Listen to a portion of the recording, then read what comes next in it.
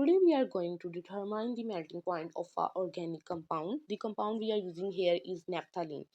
Naphthalene is usually present in solid form like this.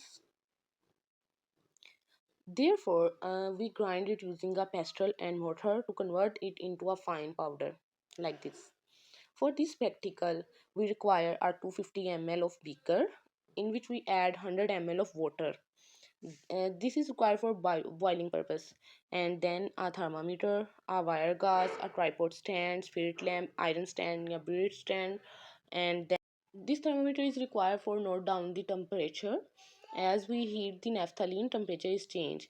Now we take a small amount of powdered naphthalene and fill it into a capillary tube. Then we attach the capillary tube to the thermometer and fix it properly, ensuring that the capillary tube is close to the thermometer bulb.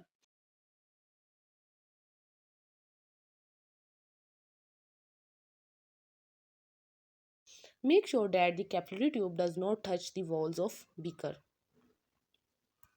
Now we place the thermometer setup into the beaker and start heating it using a spirit lamp.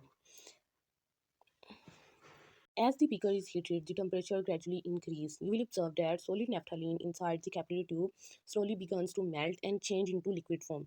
We note the temperature at which solid melts completely. This is the first reading T1, temperature 1. After that, we stop heating and allow the setup to cool. As the temperature decreases, the liquid naphthalene will start to solidify again. We again heat and note down the temperature again. This is the second reading T2. Finally, we calculate the melting point by taking average of these two temperatures T1 and T2. So in this way we can find the melting point of naphthalene.